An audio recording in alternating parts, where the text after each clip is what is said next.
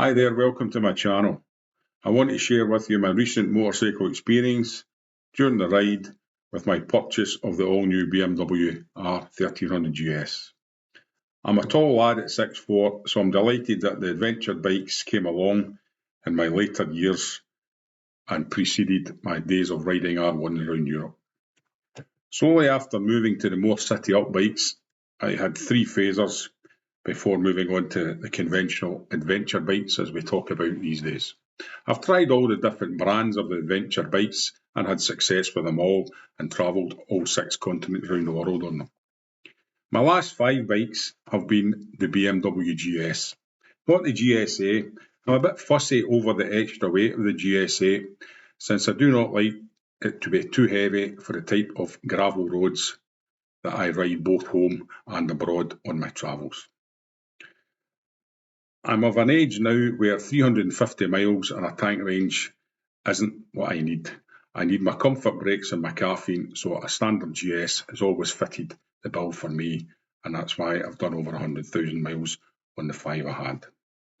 My first impressions was to stick with the 1250 GS because it ticked all the boxes.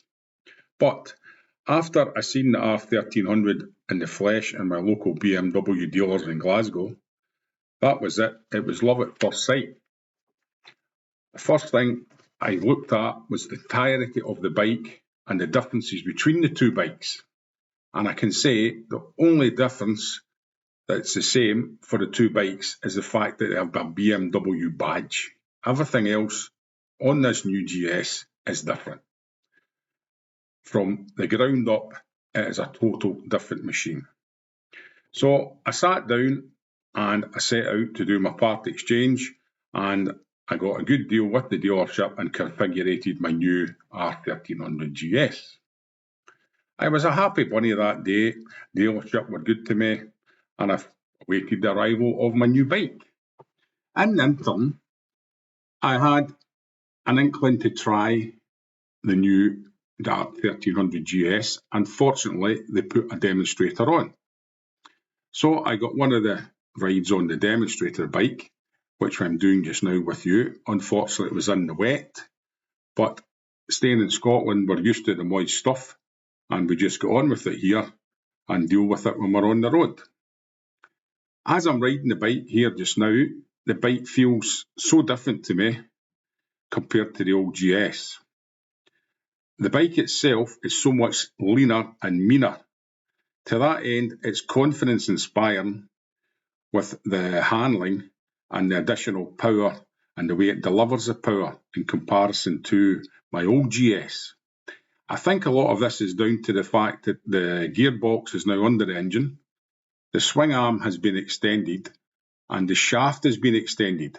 The kind of clunk clunk I used to get with the 1200s and the 1250s has now diminished, and the bike itself is just so much smoother, and we're back on to the Brembo brakes as well, and these brakes work really well in all kinds of weather, as you see with the confidence that I'm riding the bike in these wet, greasy roads just now, with leaves all over the place, and any moment you could be slip sliding away. But the bike gives you that much confidence on it that I feel as if I've been riding the bike all my life, and this is the first time I've been on it.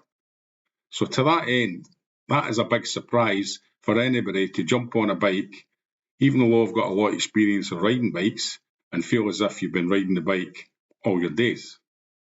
So, unfortunately for me, during my test ride, the bike itself felt slightly cramped, just because of my size at 6'4". So what I had to do was reconfigure it and look at a different size of bike so that it was going to meet the bill for me for both on-road and off-road usage. So I selected to go for the enduro version with the higher suspension, and that was the bike that I chose, and you'll see another video on my channel detailing the bike I chose and the configuration that I chose with the bike. Thank you very much for watching the video today, and I hope you've enjoyed it. Please subscribe to my channel. Thank you.